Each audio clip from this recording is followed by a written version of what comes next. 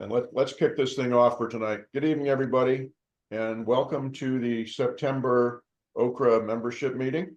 It's a little different than usual in that we're trying to run the meeting from home, and we're getting a lot of help from folks in the room, so I really appreciate that.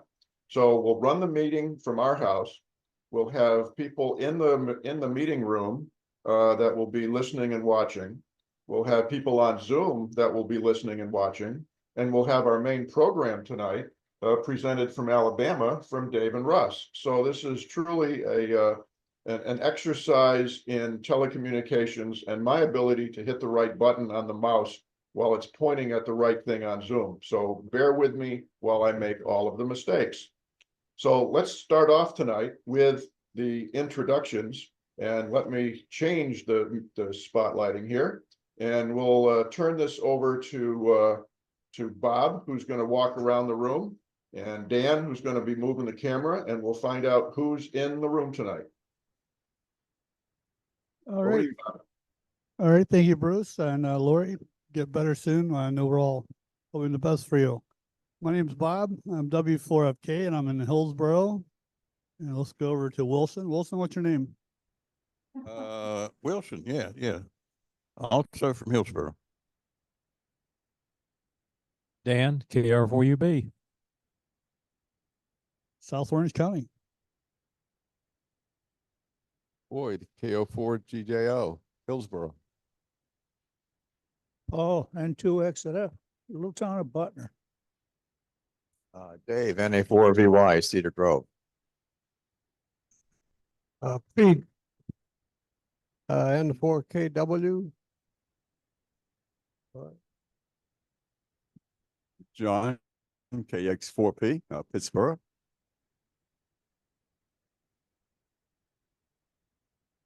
Brad, WZ4BSS from Hillsboro. D, KU4GC, Socorro.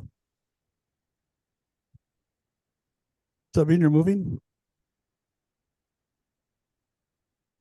Jim, KQ4JGF, Mebane. Dave, W4SAR, Efland.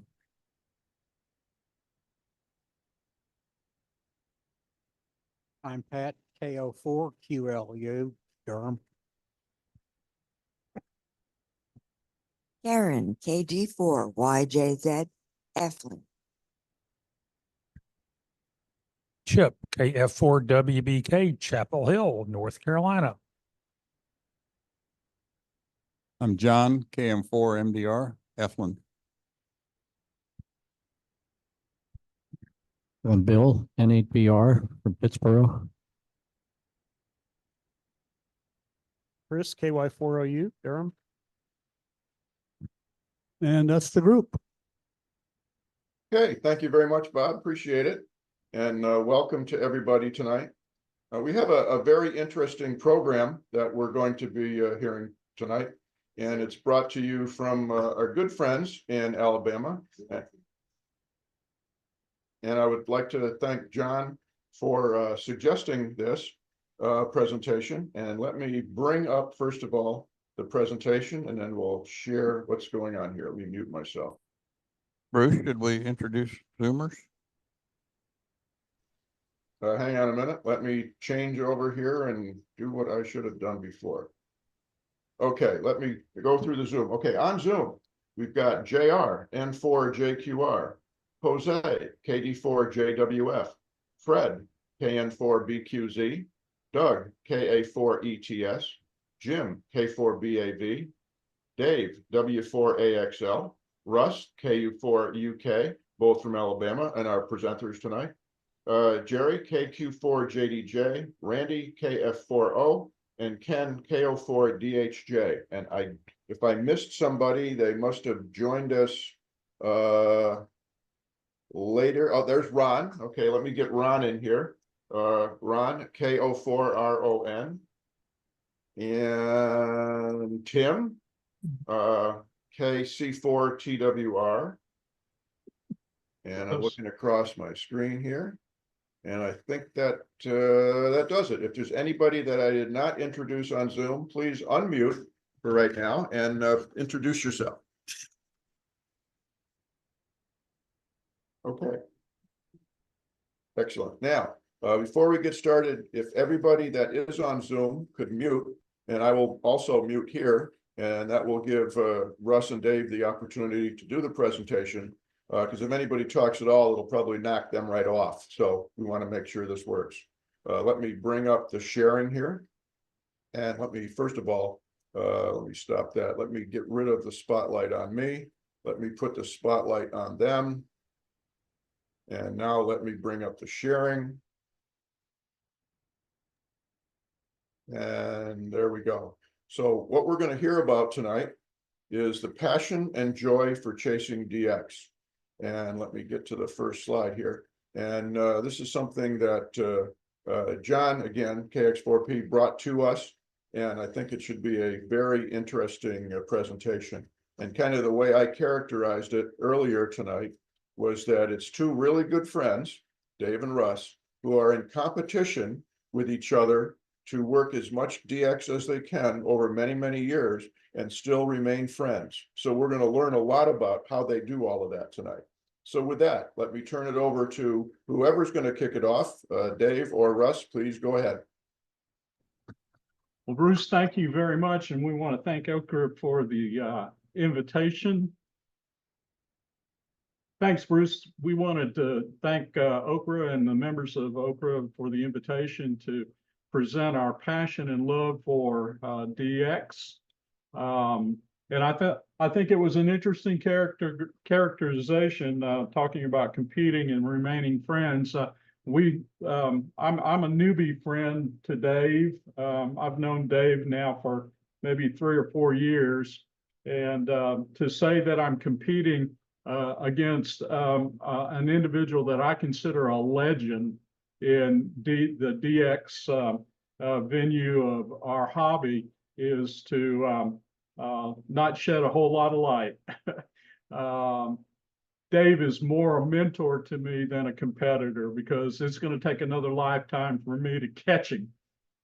Right? Yes. Okay. But we wanted to share our passion and the joy that we get out of DXing, and we were actually asked to put a presentation together for the Birmingham Hamfest back in March. And when we sat down and started talking and strategizing about how to talk about DX, we wanted to emphasize 3 major points and display it and demonstrate it from the perspective of our individual journeys in this portion of the hobby. The first emphasis was to generate interest, particularly in DXing. Our hobby is so varied and vast in the technologies that we have access to and the different approaches to communicating globally and locally.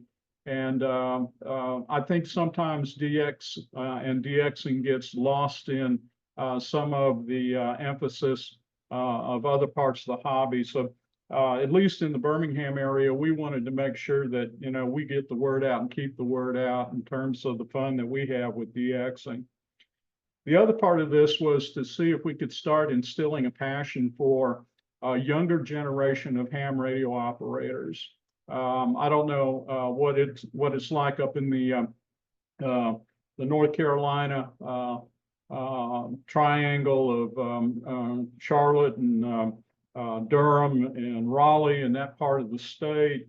But as I look around the Zoom meeting, I laughingly on mute made a comment to Dave. We were calculating the average age of the participants in the Zoom call. We already know what the average age is on this side, and it's heading towards 70 really easy. So we wanted, as we present, get the word out to a younger generation, the newer generation of ham radio operators in terms of what DX and HF communications can afford them. And we wanted to also put a presentation together so that local clubs could maybe mirror this in presentation to their local hams, and encouraging the general class and the extra class operators to really get involved and reach out and take a new ham by the hand and demonstrate, just what DXing and HF communication is all about. We're just going to say next slide when we're ready. So next slide, and I'm going to introduce a gentleman that I really do consider to be one of the pioneers, if not one of the tops in DXing, and that's my mentor, my Elmer in DXing, Dave Cisco. And I'm going to let Dave take it on from here. Okay, and I'm seeing friends up there. Jim and John Green and Jim Wilson are both good friends of mine, and it's good to see you guys tonight after talking to you last night on 75 meters.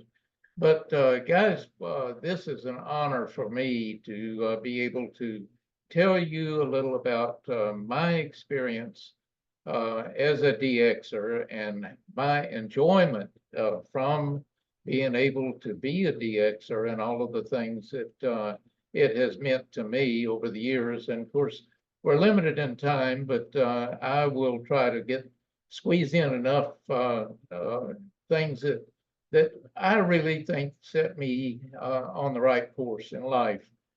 I became a ham in 1953. I made my first DX contact in 1954 with my 6L6 transmitter on CW and my old Atwater Kent broadcast receiver that a friend of mine had built a BFO so that I would be able to decode my CW that I was listening to.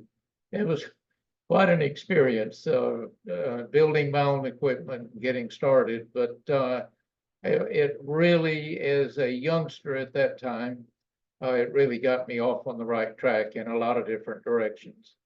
And I did get interested in restoring old radios and have been a big involvement with the Alabama Historical Radio Societies.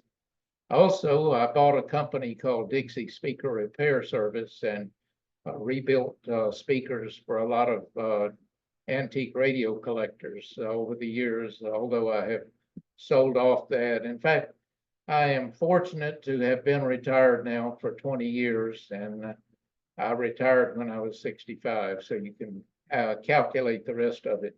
Next slide. Okay, what we're going to go over is a couple of the achievements that I have been able to make. And when we get through the achievement thing, I want to really tell you what DXing has meant to me. But let's do the next slide.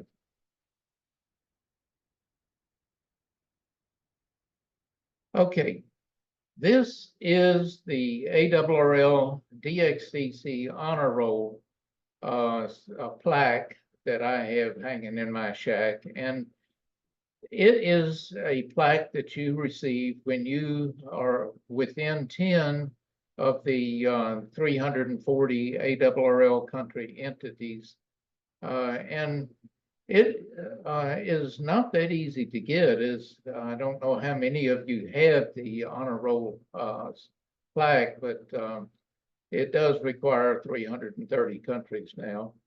And when I got mine, I was really very, very excited. I celebrated that one. So let's do the next slide.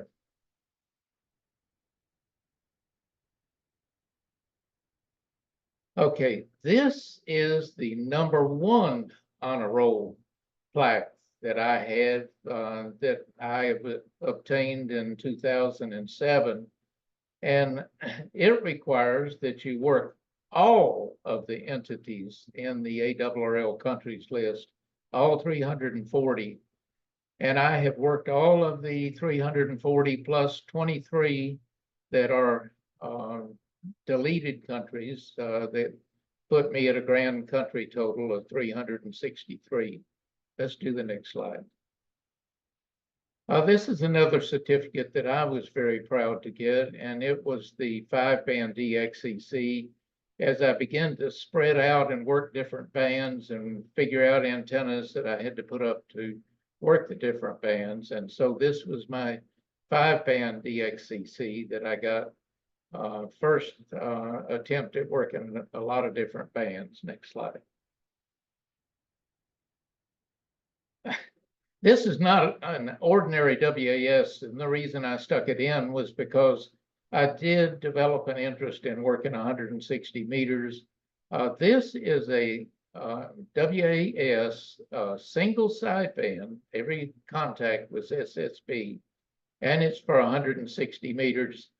And I did it with 120 watts, and half of my 80-meter dipole is an inverted L. And I was really obviously proud when I was able to get that certificate. It represented a lot of late nights. Next one. And this is another certificate that I got, the WAZ, which was associated with CQ magazine, which most of you know has been taken over by N4BAA. But the Earth is divided into 40 zones, and once you have worked all 40, you feel like you could communicate with any corner, far corner of the Earth, and that was kind of exciting to do. Okay. Okay, I have told you about some things that I achieved, but really and truly, ham radio and DXing has meant so much more to me over the years than getting a few plaques and a few certificates and things like that. My first real exciting DX experience was being DX. And I was working for a company in Birmingham called Southern Research Institute. And we were working for the Army, and this was back in 1968 and 69.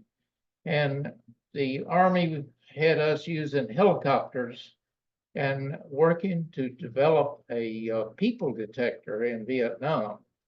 And we needed a canopy that was similar to the canopy in Vietnam. And so I ended up going to the Panama Canal Zone. And let me tell you, I saw the canal in ways that very few people will ever see it. I saw it from the backseat of a Huey helicopter.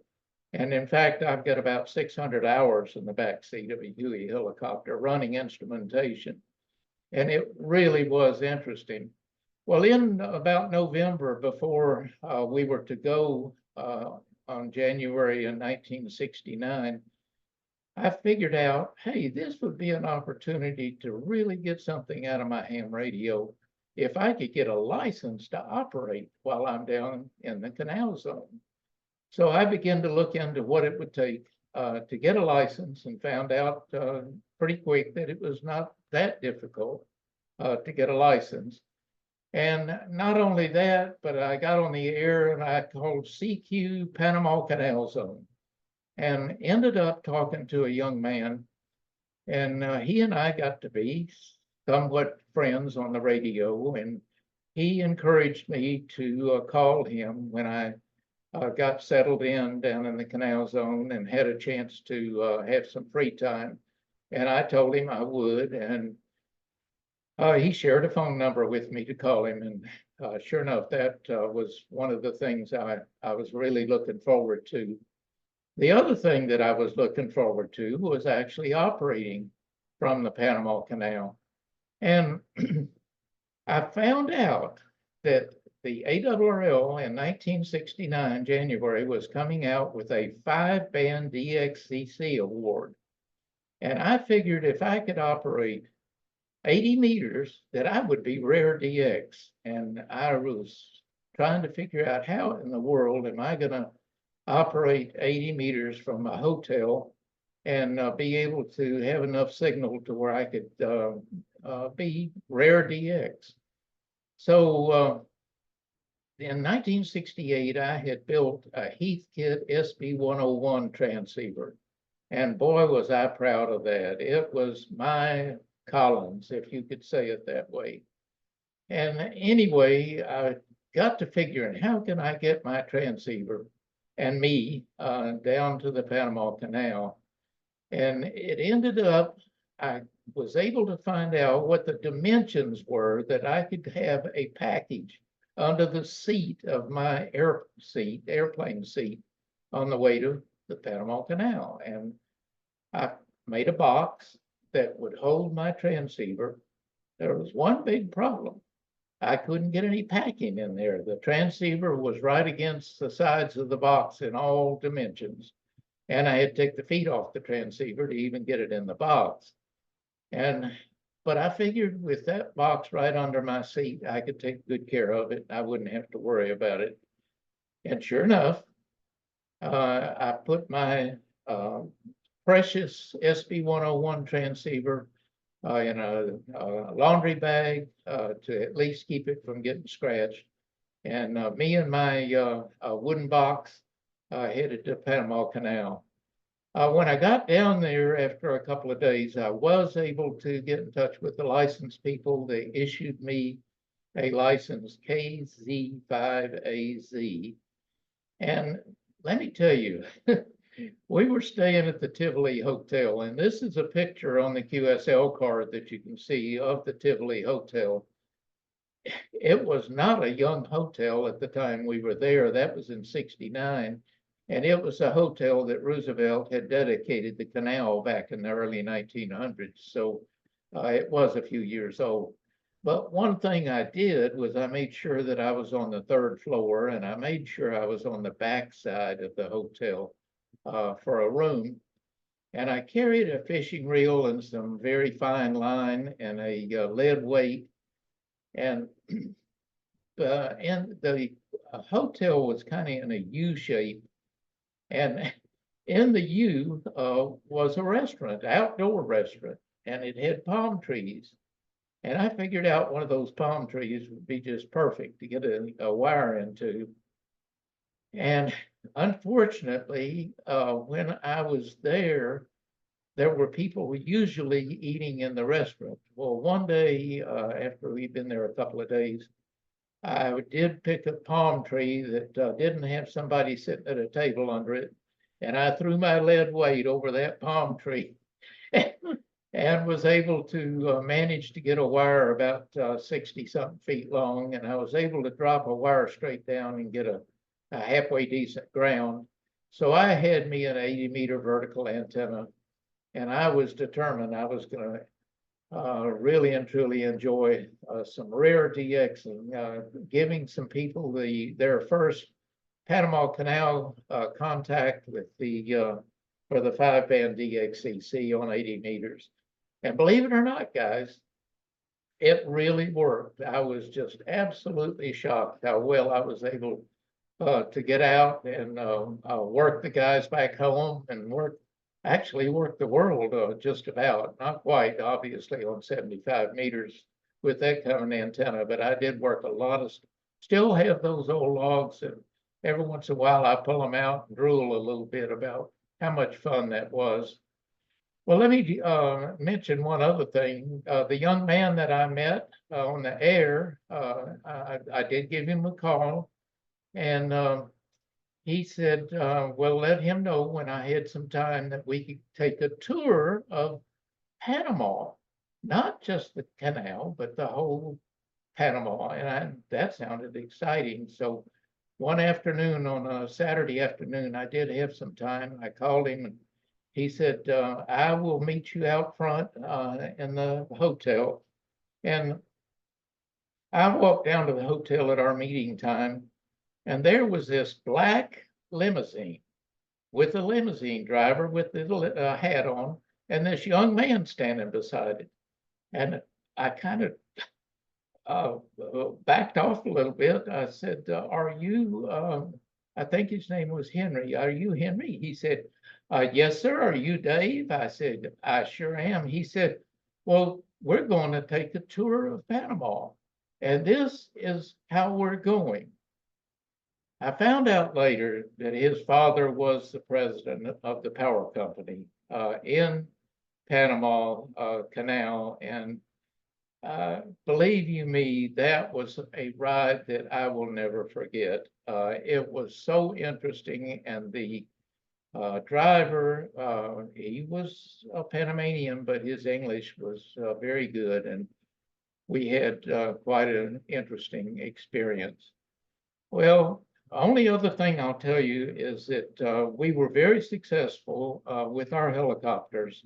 Our helicopters would fly over the canopy at 120 knots, anywhere from 110 to 120 knots. And at the end of our laid out grid, they would kick that thing straight up in the air and kick the tail rotor, and we'd turn around and go right back in at treetop level. Came back with all kinds of things on the skids. And one of the things that just surprised the heck out of me was on the top of that canopy, these absolutely beautiful orchids that grew on the top of the canopy in the Tropic Test Center there in the Canal Zone. Okay, let's go to the next slide. But while we're going to the next slide, let me tell you this. That was an experience that would not have meant near as much to me if it had not been for amateur radio. It really and truly was a memory that amateur radio made 10 times better than it could ever be. Okay, I mentioned to you about my first DX contact. This contact was February the 1st, 1954, and I did obtain my license in August of 1953.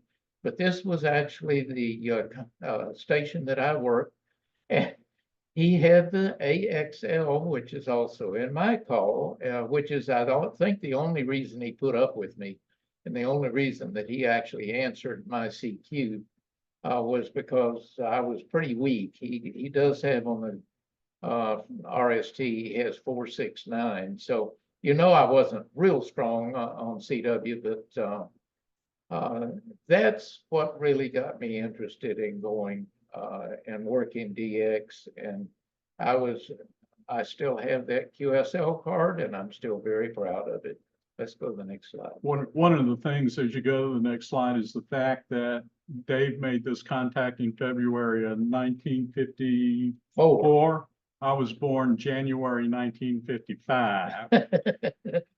Okay, you're making me feel old, I know. And ham radio means so much in so many different ways. I worked Senator Barry Goldwater back in the 1960s when he was running as the Republican for the president of the U.S. And he was really an interesting guy, and I was actually able to have a sideband conversation with him. And he came to Birmingham as he was campaigning, and I was trying to figure out how in the world am I going to get to go see this guy? Yeah, I know he's going to be just covered up with reporters and all this. So I took an 11.5 sheet of paper, and on it at the top of the paper, I put HI, and then down below that, I put UGA.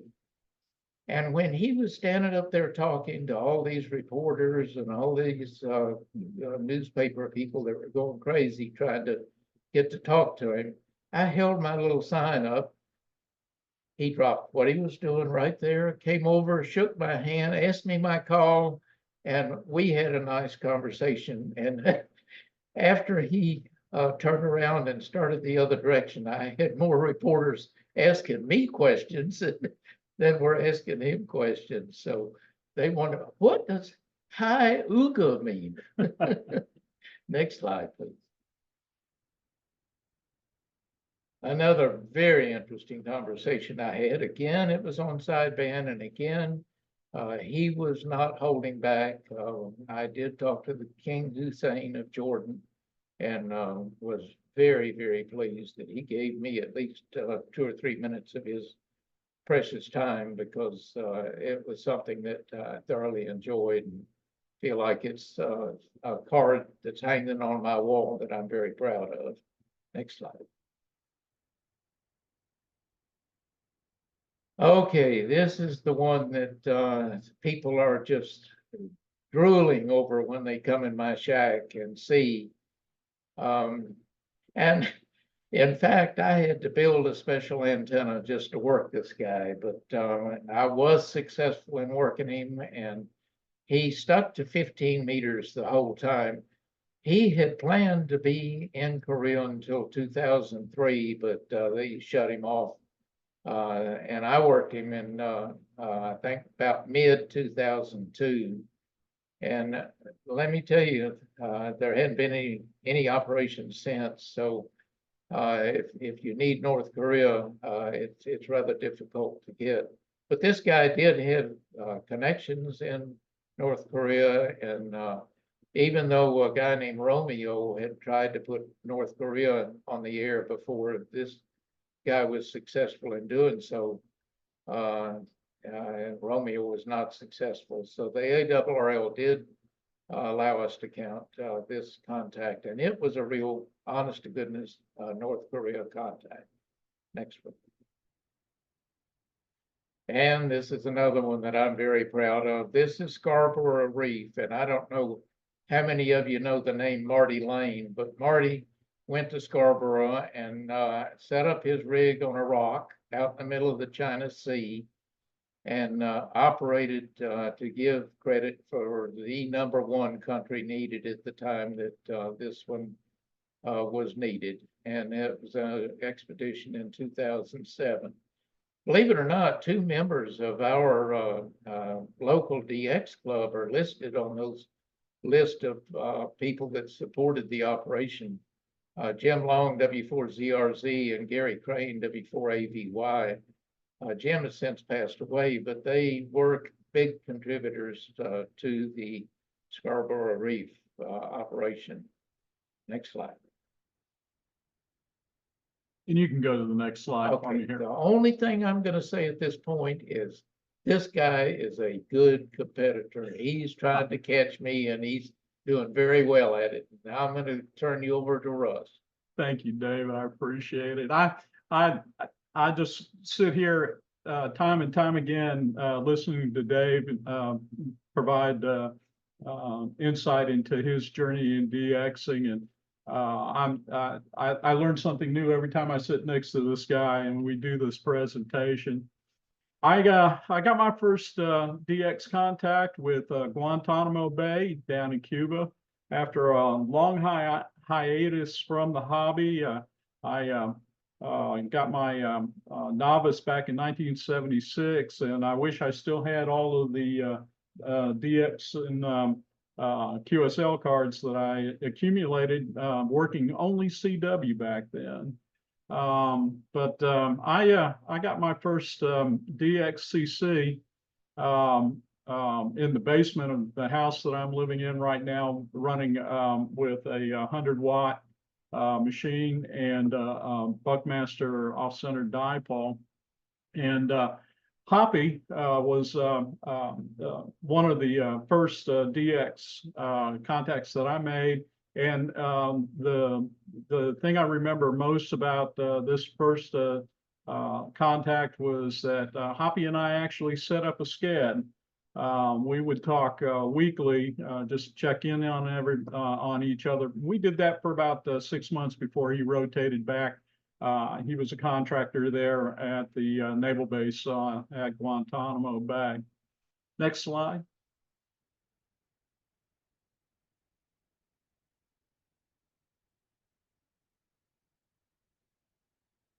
I have been able to demonstrate to new hams and to fellow hams the capability that I have with the operating conditions that I have here in Bessemer McCullough.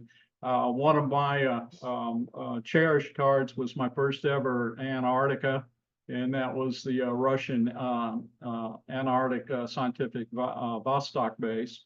And had a real nice conversation with one of the scientists that was operating down there at the time. And I'm sure there were probably 200 or 300 other folks right behind me going, this is not a rag chew. So I learned very quickly that in making DX contacts, get in and get out. Next slide, please. Making the contact is fun.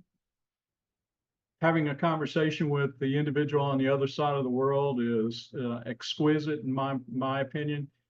Well, one of the things I really enjoy about DXing and enjoy about the hobby is that it provides me an opportunity to dwell on the history of the contact or the area that I'm contacting. And this was one of them. This is kind of recent, back in February and March of 2018.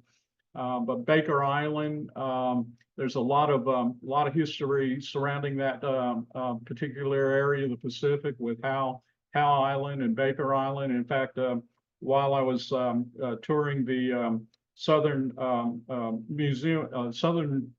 Museum of Aviation here in Birmingham, they had a display about Amelia Earhart and a scientific undertaking that's going on and has gone on related to the possible locating of her downed aircraft. But also, it was interesting to learn a little bit about the history of Baker Island from the standpoint of how it was first settled and inhabited by Hawaiians, some of them just out of high school, and how these young men ultimately, during the simultaneous attack on Pearl Harbor, lost their lives in defense of our country. Next slide, please. I call this my Cook Island surprise. The contact was fun there on Rarotonga. But the back of the card was what actually intrigued me. In that little envelope and below the description is a coin that was applied to the card that has never been opened. It probably won't be open until the time of my death, and then I'll have some ham radio operator get my collection, and they'll go, "What's this?" But it's fun to see the little elements of culture and history and individuality that comes in terms of sharing these QSL cards with our DX contacts. Next slide, please. Navassa Island was a big one, and I was kind of joking with Bruce before everyone came on. I love going up against the big boys.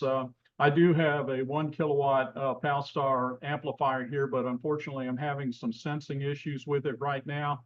So it's had me revert back to making sure that I'm doing good operating procedure and technique to go up against, folks that have those antennas and have those amplifiers fired up while I'm trying to catch an all-time new one.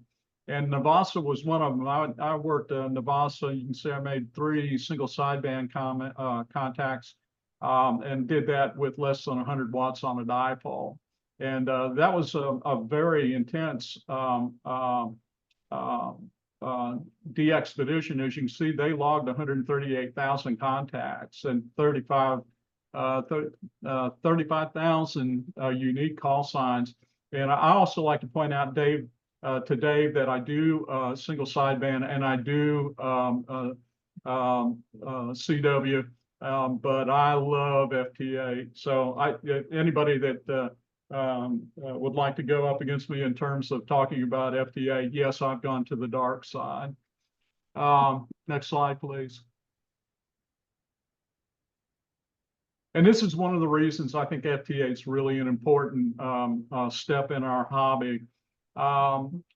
It provides individuals that may not have the same sensory faculties that most of us have in terms of eyesight, hearing, and speech capability. And I'm a retired registered nurse out of 40 years, and I teach every other term now that I'm retired.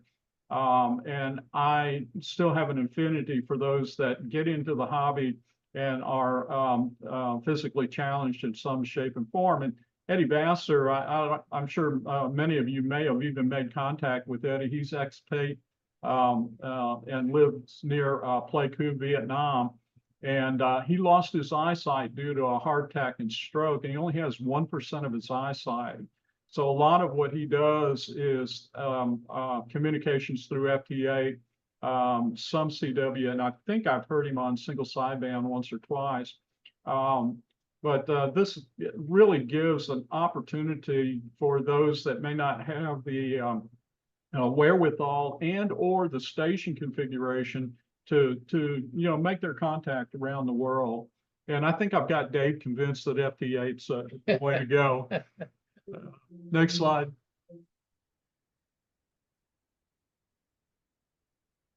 And as I said, my personal journey started in '76 as a novice, and I started out with a little Ten-Tech 21 Century 21 rig.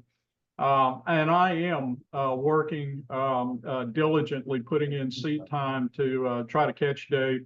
And as I've lovingly said, it's going to take another lifetime to probably do so, but I'm having fun in this one. I left the hobby for a while to pursue my professional career in nursing and raise my family, and then got back into it about 13, 14 years ago, and obtained my DXCC mix back in 2015. And I used FT 897, like I said, in 100 watt in the offset off-center dipole. And I did that at the bottom of the sunspot cycle, and everybody knows what that bottom looked like back in for sunspot cycle 24. Next slide. Of course, Dave talked a little bit about his operating condition, did a lot of home builds. He is a Collins collector extraordinaire. I'm envious. First time I went to his house, I think he had to hand me a drill rag because I was drilling all over his Collins equipment. I am currently sitting at 275 countries verified. I have 5 cards into ARRL, which hopefully my goal was for this year to make it to 280, and I'm well on my way to doing that. I am at 1434 in terms of the challenge, and I'm currently running a Kenwood TS990, a Flex 64M, and Palstar when needed. I really hardly ever throw the amplifier on anymore. I have a KIO hex beam up around 60 foot along with a Buckmaster dipole. Next slide.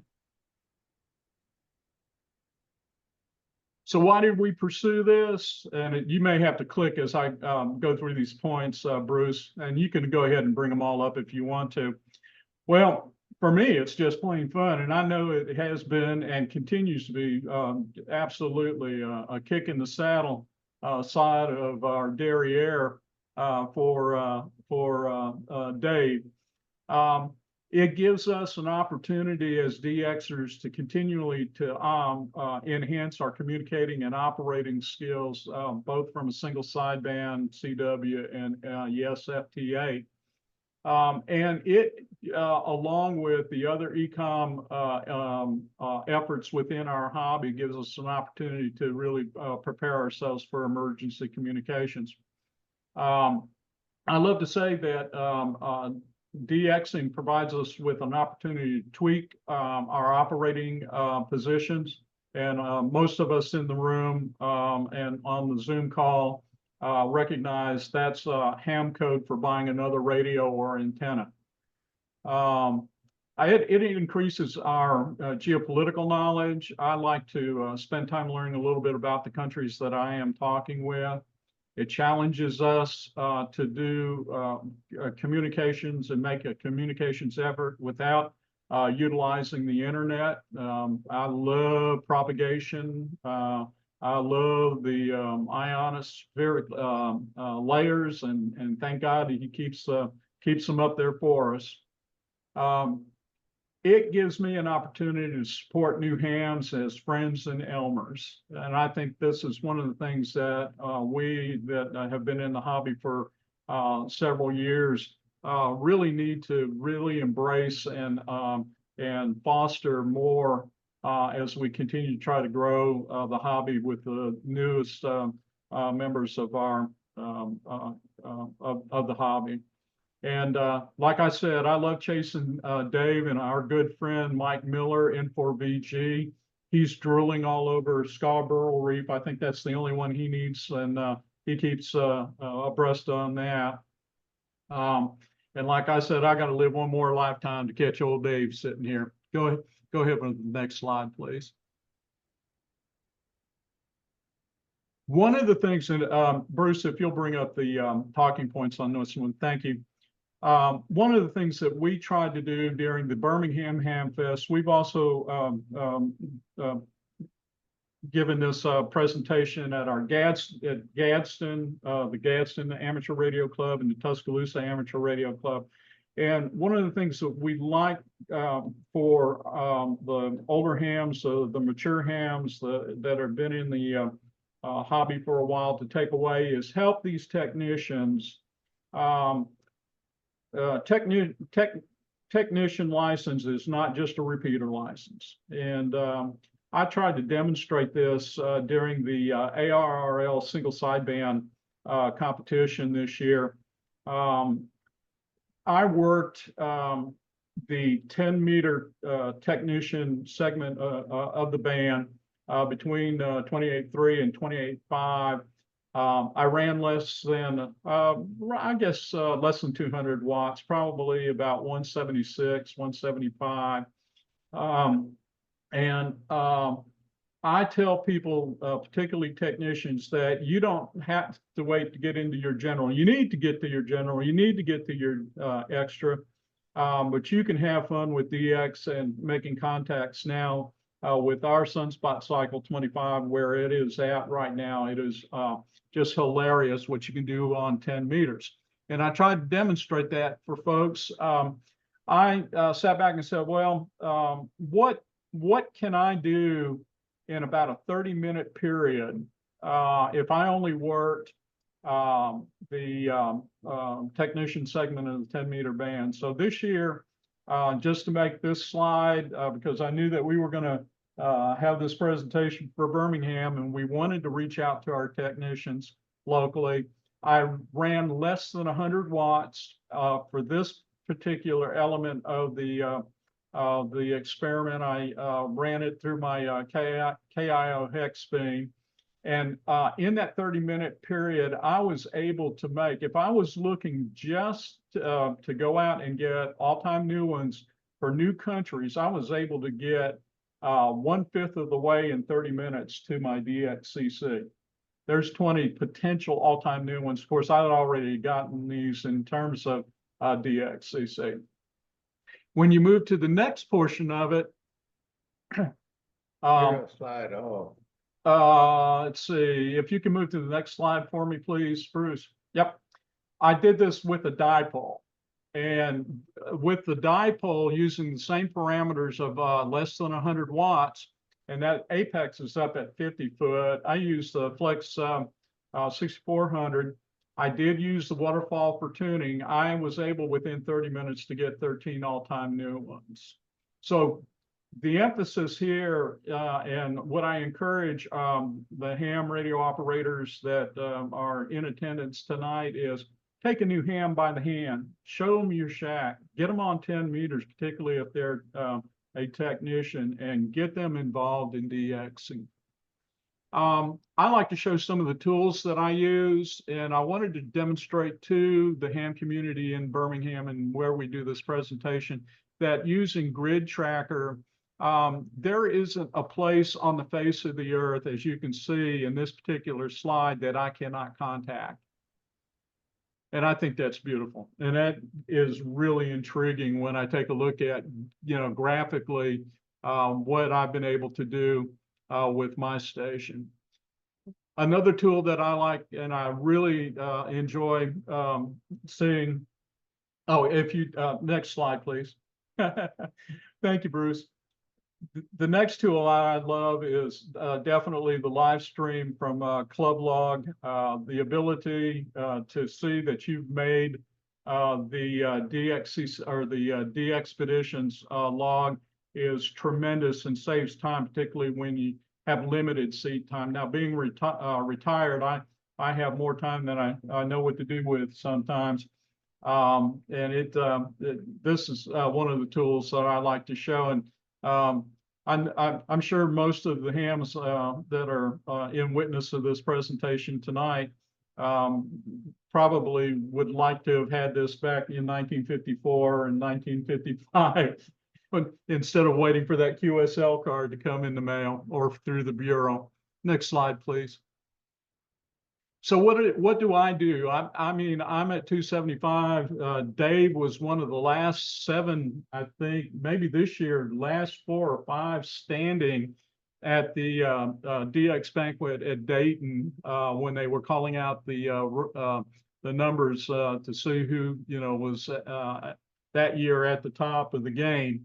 And so I've got to every day and every week, every month, I plan my time in the seat that I'm sitting right now. My station is right in front of me at the moment. We actually have it tuned in to America's Samoa. We talked with them just a few moments ago before the start of the presentation. But I plan for the chase, and I use the DX World News Calendar. The DX Weekly and Daily. And I do, particularly for the ATNOs that I'm seeking, I do a daily propagation, Voice of America propagation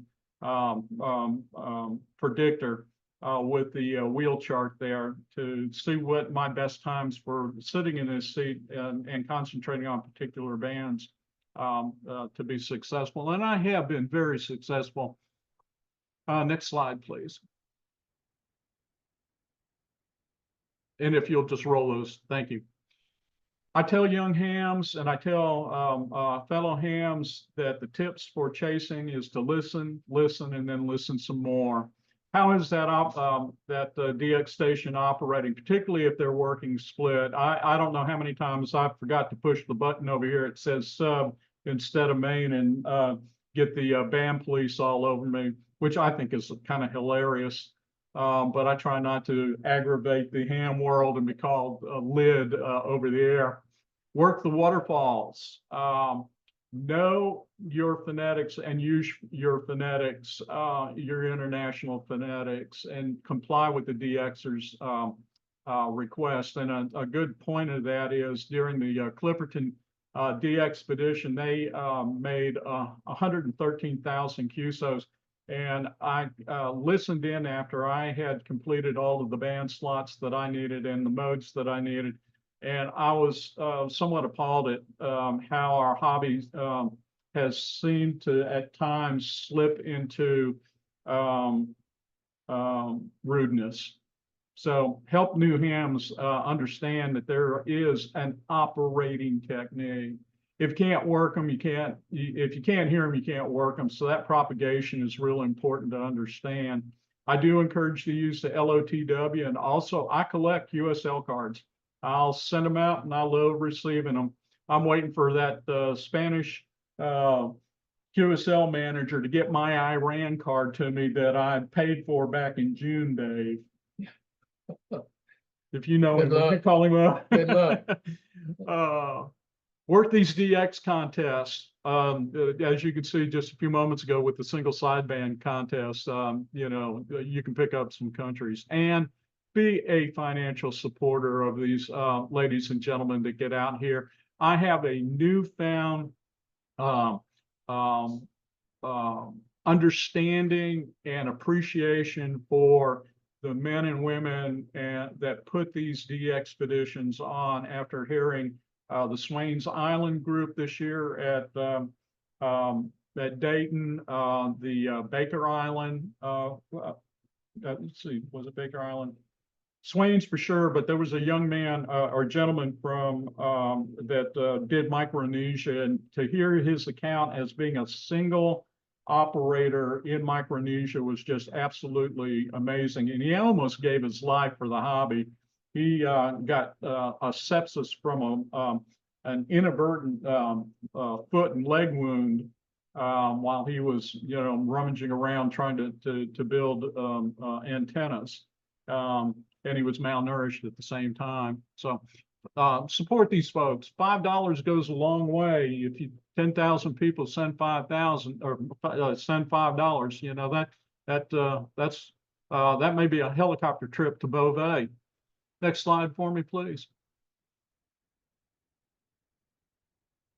Just a real quick plug for the Birmingham DX Club. Of course, we throw this slide in locally to get some interest generated on a monthly basis. And I'll ask for the next slide, Bruce. Set the goals. These are the kind of an example of a set of paperwork that I keep at my operating position. I know what I have, what I'm eligible for, and this one right here tells me what I'm going to be looking for, on a daily basis, and plan my week in terms of seat time here in front of the radios. And Bruce, if you'll next slide. Of course, Jarvis just finished up and they had a very, very, I need to change this slide up and make it capital RIB instead of rib in a box. It sounds like they had a barbecue out at Jarvis Island, and they had a very successful event. We try to share with the hams in our area, what the latest in terms of DX expeditions. Of course, we got Beauvais coming up in November through February, or in that time slot. They do have their helicopter permit. Peter 1 is being envisioned. Cambodia, Laos, Vietnam, East and West Malaysia are all active at the moment. Somalia is coming up today and tomorrow. And I saw in the weekly DX communications that, or communique that Mount Athos is going to be activated within the next few days. So, stay abreast of what's going on and keep your local hams abreast. And this is the last slide, please. One more. Shameless plug for the Alabama Historical Radio Society. We have a large amateur radio collection. I've learned more about tube radios than I've ever thought I'd ever want to know, being a solid state and integrated circuit kind of guy through most of my life. But I have some really great mentors. You see Dave there on the right pointing out part of our ham radio collection, as well as that's the operating position at the Voice of America Bethany Station, and a group of us that went down year before last in terms of Dayton. And I'll get you to do the last slide. And we would entertain any questions and any comments. We really appreciate the opportunity to spend time with our friends and neighbors up there in the beautiful state, the Tar Heel state. I'll give the Tar Heels and the Blue Devils their due. Well put, Russ. Thank you. Yeah, thank you. First of all, thank you very much. I really enjoyed your presentation. It brought back a lot of memories for me. I'm going to be 74 here in another month or so, and my challenge or my chase for DXCC and then honor roll and then #1 honor roll was very much enjoyed by me, maybe my wife sometimes, but using the tools is really key. I mean, if you're a serious DXer and you get the DX reports, you get the clusters, you get use everything. And I had the same thing you did. I had a chart. I had it hanging on the wall, so I knew which ones I needed, what bands I needed them on, what modes I needed them on, and it makes it a lot more fun than just turning on the radio and seeing who's there. you can really make a project out of it. I'm not saying turn it on, work somebody's not fun, but you know, if you really get serious. What I'd like to do is open it up for questions. Let me remove the spotlight from you guys. Okay, and we got the room up now. Let me first open up the questions to, are there any questions from the room? And if there are, what I would appreciate is somebody with a microphone go over to the person with a question so we can actually hear it this time. Looks like Pete has a question. Thanks, Bob. Yeah, I think at this point, it would be nice to find out if we've got any DXs here amongst us.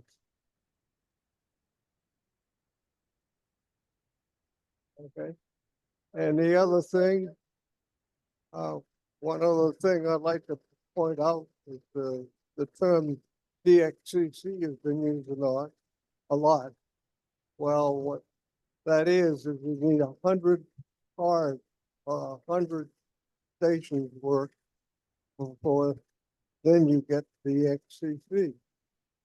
And the other ones that I will say I enjoyed the presentation that the two gentlemen put on because the calls that they were mentioning, I had worked, except the one. There was one that was a principal one there, but I didn't have that. I have the country. In fact, I have worked all the country, all the QSL cars, and I am a member of the A1 QSL DX, well, the ARRL does have.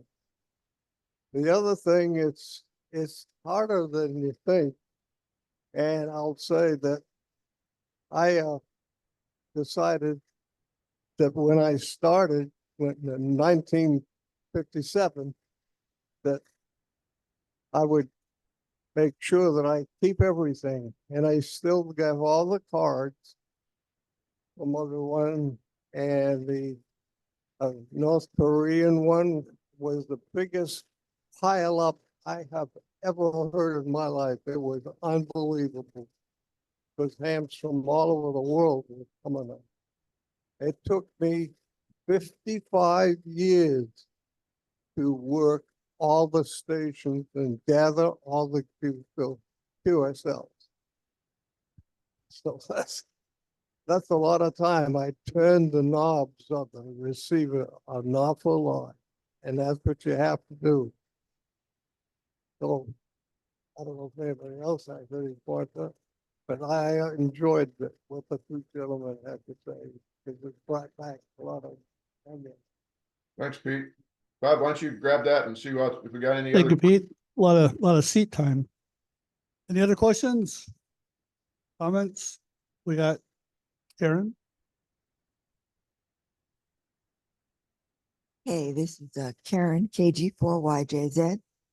I just was so moved by all the experiences that were mentioned during the program and just how important it is. Have the mic in hand. Listen to hear stuff. Thank you, Karen. Any more questions? All right. Brad?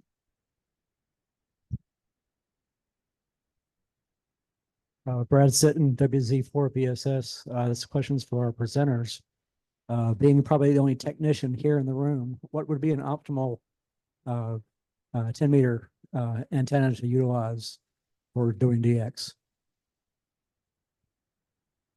Actually, as Russ showed you, with just a simple dipole and less than 100 watts on the technician part of the 10-meter band, he was able to work a quarter of his way in a half an hour to a DXCC. I think that's pretty fantastic. I'm currently using a Buckmaster 3000 watt capable dipole. I'm blessed that I had a very dear friend of mine that did a lot of antenna work for me. He was also a metal fabricator. and he built an offset. So I have the apex of a 7-band dipole up around 50 foot, and it is certainly my backup. But prior to it being affixed to the tower, I had it strung between some tall trees up at around 35 foot, and I easily worked the world with it. So I would say just a good old dipole, a long wire, whatever will get you on the air and continue to plan to build your station as you go forward, and get your general, get your extra as well. Absolutely.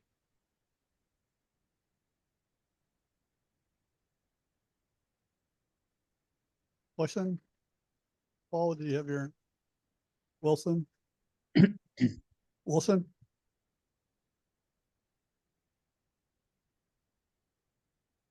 Thanks, guys. That was really fun. I started in 1957, so I'm right up there with you. I wonder what we're going to do about Honor Roll 1 with no North Korea being on.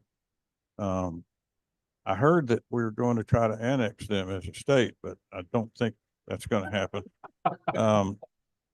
And I remember the excitement of DX, and I also started with a 6L6 and a 6AG7 crystal oscillator. And it's funny how when you don't have much, how easy it is to be excited. A VE probably 3 was also my first foreign country, but I remember being very excited one night, late one night on 40 meters in the novice band. I worked all the New England states, and I went around telling my father and mother. Dad was a ham, but I worked all 6 of those states, and I was going to say I didn't realize there were 6, but I probably did. But it was very exciting. I'm at 273, and I would have been lower. I realized recently that probably I needed to work on easy countries as well as hard ones. So I recently added Alaska. I think that was 271 or 272, something like that. And I think there's some people here probably don't have a lot of experience with QSL cards, and these guys alluded to it, but in I won't say olden times, I'll say previous times, we had to get QSL cards in the mail, and that meant you had to ask for them, and you may have had to send yours in order to get a reply. Not always, but now we have spotting software programs. So when people hear stations, they can post them on the computer, and you can look and see who's on. And I know one guy who almost won't work the X. He says that's too easy. It's not fair. But you can see who's on and where, and it really is a head start in contacting them. And once you've contacted them, you have Logbook of the World. I don't know if everybody knows that. The ARRL runs it. By the way, if you're not a member, I really wish you would join, because it's very important to the hobby to belong to the league. They run Logbook of the World, where people enter their QSO data, and if both people enter the same QSO, in other words, matching frequency and time, then it pops up. And that's how I know I have 273, because long ago I ceased to mess with cards. I have my old cards, but I've never tried to actually turn them in and get them counted. Probably nothing I don't have, but it's kind of curious.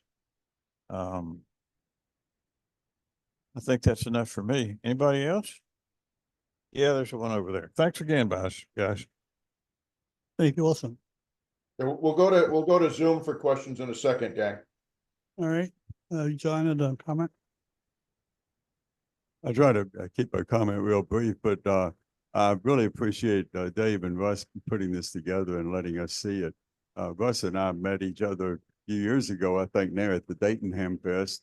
There's a bunch of us get together every year and rendezvous and run around together for years now. And I met Russ and I wanted to tell Russ we've got at least one thing really in common, and that is Dave was your mentor and he was also mine. Back in the high school days in 1956, I played trumpet.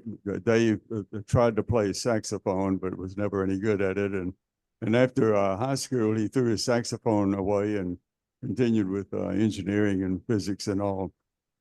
But he impressed me enough that I got a license. In fact, he started a radio club of high school students in 1955 or 56. And we had 25 kids in it. And all of us just about got licenses, including a few girls in the club. And anyway, it was a godsend for me because I don't know if I could have ever made a living playing trumpet with Duke Ellington, but that was my ambition.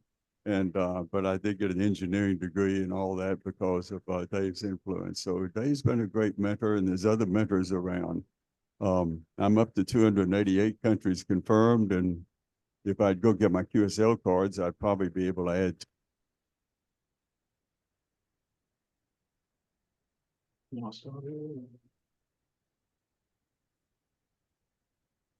Hey, Bob, why don't we go to Zoom for a question? I know Randy's got one. Let me bring him up on Spotlight here.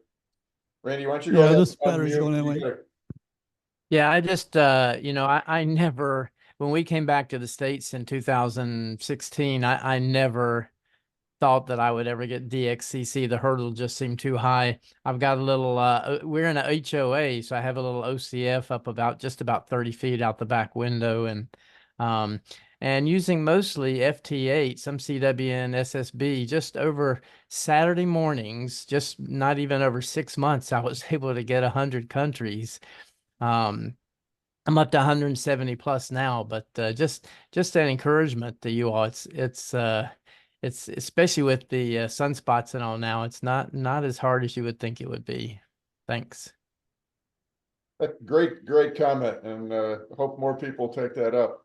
Do we have any other questions? If not, I've got one I'd like to ask. Hey, Jose. We got one in the room. Oh, Jose, okay, hang on. Let me find you here, Jose. The TV. Oh, there you are. Okay. There you Hang go. on. You are there. There we go. So first of all, thank you for the presentation. That's one thing that I was always questioning, how we as operators can motivate the new generation so we can keep the hobby alive and motivate them enough so people can continue the DX, et cetera, et cetera. I'm a QRP by heart. Most of my radios are QRP. I just now start getting into the whole, what I can do for start taking some time for DX. So the question I got for you guys, beside FTA, which I also love, what is the lowest power that you guys have done to do some of those DXs? Well, one of the things that I mentioned very early, my first DX was worked with a 6L6, and it probably ran all of about 10 watts if I was lucky. And that was, of course, CW, and that was just Canada, but I continued to use my 6L6 for about another year or so, and then I had to graduate to a little more antenna and a little more radio. But yes, I have enjoyed working low power, and can't say that I am currently a QRPer, although I can't run an amplifier. I can run 100 watts transceiver, but my pacemaker will not allow me to run an amplifier. So there you are. Jose, that was an excellent question. And one of the things I think is a big benefit to individuals coming into the hobby, as well as folks that have been in the hobby for a while, is the fact that the technology keeps evolving. And certainly FT8 is, to me, a boon for that. One of the things I like to do, and I meant to say this earlier, when I am not concentrating on an all-time new one or a new band slot for the challenge. I work a lot of annual contests or annual events, 13 colonies. This week, Route 66 is going on. And I've been amazed at the incorporation of FT8 into all of these events. And when I really get bored, if I do get bored sitting at the radio, which is very rarely now, I like to get on one of the bands and take a look at DX Heat to see, you know, where the spots are coming from. And I'll tune and turn my antenna to Europe, or depending on the time of day, and evening towards Asia, and I'll dial my Kenwood down to 5 watts, and I will not work anything single sideband CW and or FT8 higher than 5 watts, just to see what my station is doing against the propagation. So I would say you're in a good position, particularly with FT8 and low wattage, low power, to communicate around the world. And thank you, guys. Hey, Bob, you got any other questions in the room there? Whoop, where's the camera pointed here?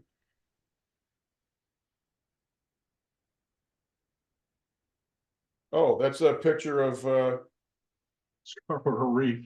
yeah. Yeah, yeah. Great picture. There's a remote installation for you guys. Yeah. One thing you'll note here, is if you look at the rock, you'll notice that all of the supports are on the rock. For that to be a valid station and be accepted for DXCC, it can't be in the water. So everything has to be supported on the rock above the water. And they had multiple stations there. I'm not sure how many, maybe, you guys would remember Dave or Russ, but I think they had 4 or 5 stations that were on.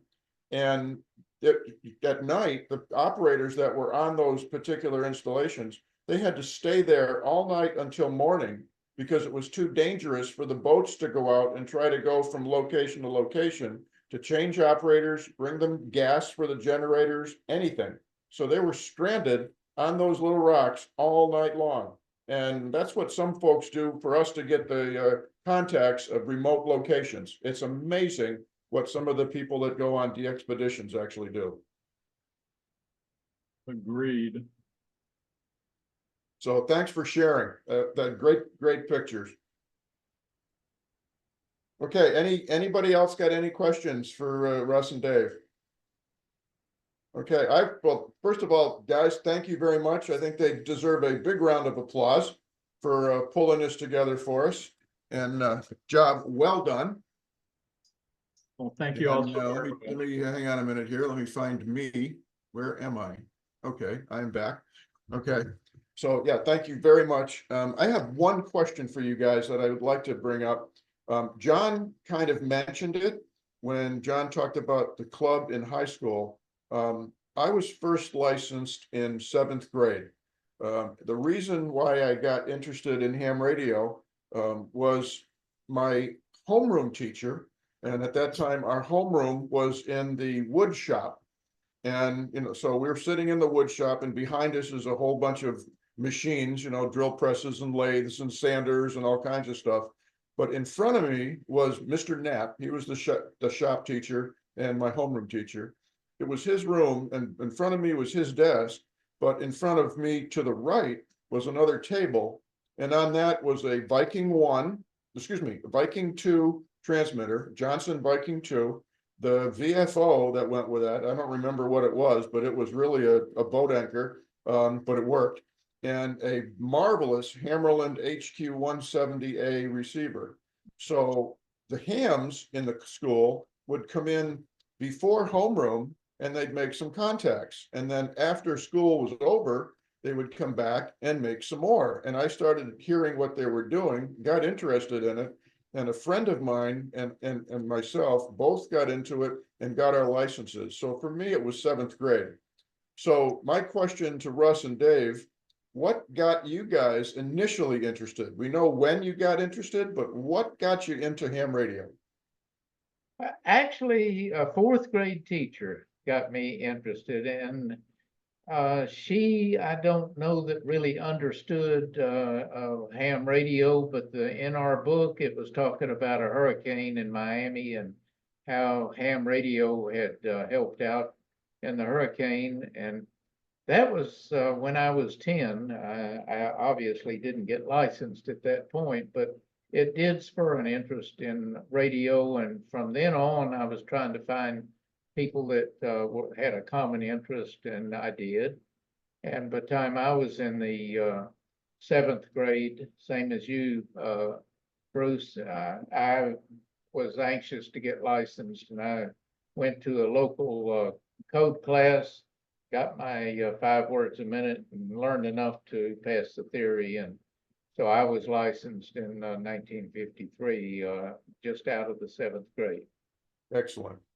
My first exposure to ham radio, my dad was, I was telling Dave earlier, had a very varied career in the United States Army. He started out in the Army Chemical Corps, became an Army fixed wing and helicopter pilot, and ended up retiring as a full bird as an Army chaplain. And this all happened during the 60s and early 70s. But while he had a church, while he was going to seminary out in New Orleans, he had a church in a little place called Almeida, Louisiana. And one of the deacons, his son, was a home brewer in terms of ham radio equipment. And I got my first exposure to ham radio listening to him working the world with homemade equipment. And I said, I like this, but I never at that point in time thought I would be a ham radio operator.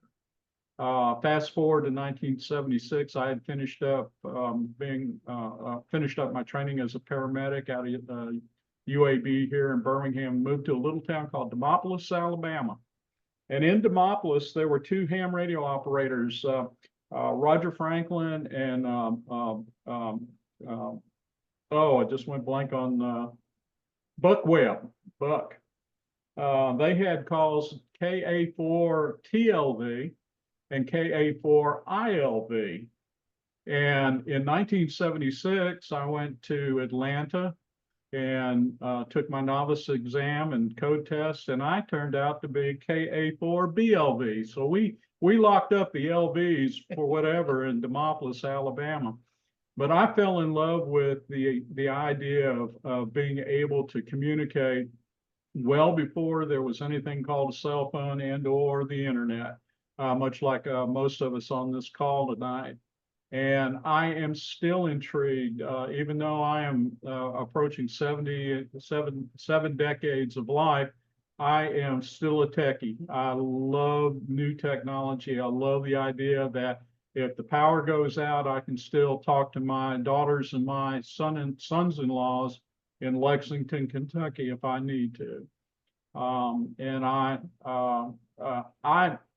In answering Jose's question a moment ago, I don't think I fully answered it. I think we really ought to take the time to reinsert ourselves as much as possible in our elementary schools, our high schools, our junior high schools, and find those young men and women, boys and girls that show an interest in STEM, show an interest in technology, and be their mentors, much like the Big Brother and Big Sister programs, that have been successful in raising young men and young women into adulthood. Invite a technician, invite a new licensee to your ham shack. Let them operate with you. Help them build. Help them raise a tower. Help them tune an antenna.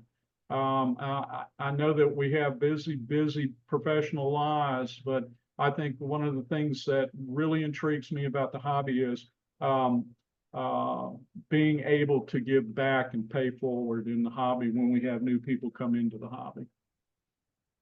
Excellent answers, excellent answers. Okay, let me do something here, guys. First, again, thank you very much. Let me see if I can figure out how to do this. Me, the novice here with the presentation. Okay, so there we go. There's that. And let me just do this here. Okay. So next on the list is an open discussion. If anybody has any comments, questions, and a checkout, and then the next meeting will be October 14th. So let me just bring up quickly the October 14th meeting, then we'll go back to open discussion. The October 14th program is going to be one that Dan, KR4UB, and I are going to be presenting. And it's a linkage to the July program we did in 2023, which was the Tri-County repeater presentation we did. And there's going to be two sections to it. The first section, one of the questions that everybody had at that time was, what's our if we've got a primary repeater, 442150, what's our backup repeater? We used to have a frequency chart. What's the primary? What's the secondary? What are simplex? Well, we now have a list that we've put together with a group of us down at the Chatham EOC, and we will be communicating that list to everybody and the suggested order that they should be in your VHF, UHF memories for multiple counties. It's not just 3 counties. I think we've got 5 counties worth of information there. So that's going to be one part of it. The next part of it is Dan and John and several people, other people have been very active in linking the repeaters together. And we're going to talk a little bit about the linking, not so much from a technical perspective, but more from a policies and procedures, when it can be used, when it should be used, when it shouldn't be used. You know, how do you get a request in if you need repeaters linked for a special event? If there's an emergency, we heard about hurricanes. Well, it's still that time of the year. Could be a need to link something because of hurricanes or some other type of disaster. So we're going to try to update everybody on the repeaters, the memories, the programming, and also all of the work that the repeater team, and this is Durham, Orange, Chatham, and additional surrounding counties that have been doing over the last year and a half. So that's October 14th. So let me go back to this particular thing here. Open discussion from everybody. Let me go to the room now and put the room back on spotlight. If I can just stop sharing. There we go. Okay. Anybody got any questions, comments, or anything they want to bring up before we tie a ribbon on it here tonight? Or on Zoom. Yeah, something on Zoom. I've got one thing. I forwarded an email about the fair. They're looking for volunteers. Basically, you get on the fair for free. You do a 4-hour shift and you go enjoy the fair. Talk about ham radio, hang out at the charge truck. Anybody else have comments or questions? The state fair, yes. It's in October. I think I'll be there the 21st. All right. You're usually so shy. So the key to working DX actually is the weight of your equipment. It really pays to have things that are large and heavy and preferably full of lethal voltages. So if you want some of this stuff, please come to my house. I think I might, if we can get somebody to help load the truck, you might be able to get some.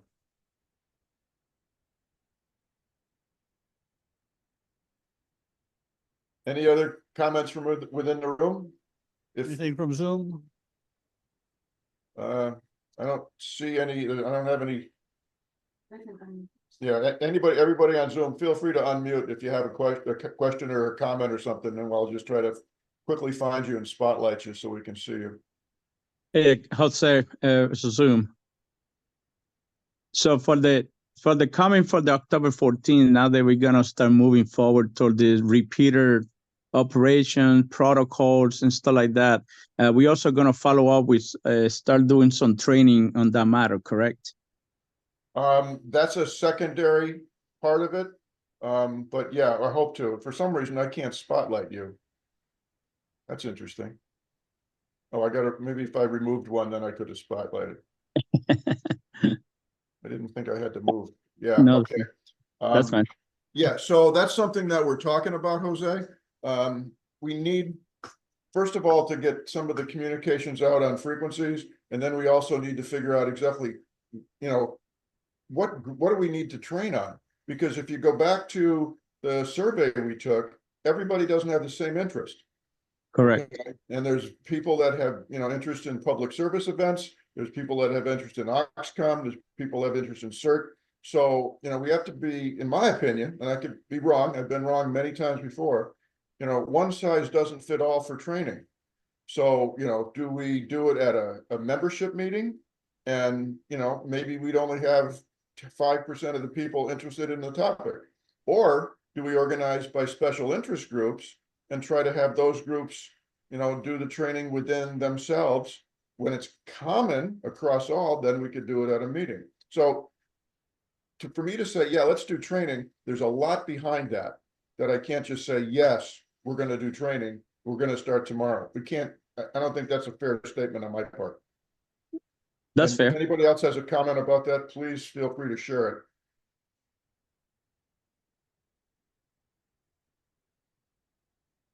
it. Okay. We got something.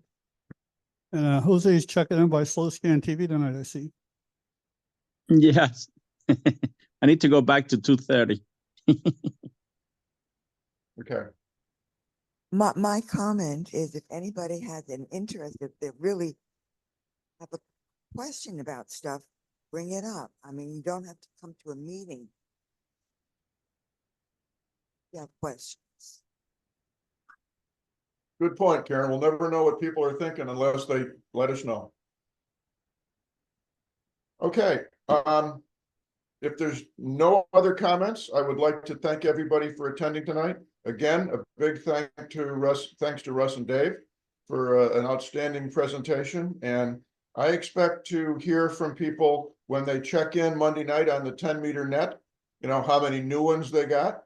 Next month in October, when we do the intros, you know, how many new ones you got and how close you are to either your first DXCC or maybe your second one. Maybe you're getting close to 200 or 300. So it's a lot of fun. You don't have to be a contester, but it's fun to chase the countries. Okay, thank you, everybody. Have a great week. And hopefully I'll talk to you this Saturday morning. I don't have a contest on Saturday, so I hope to be on the Saturday morning net. Thanks, Bruce. Hey, Russ and Dave, did you? Thank you all. We enjoyed it. Thank you very, very much.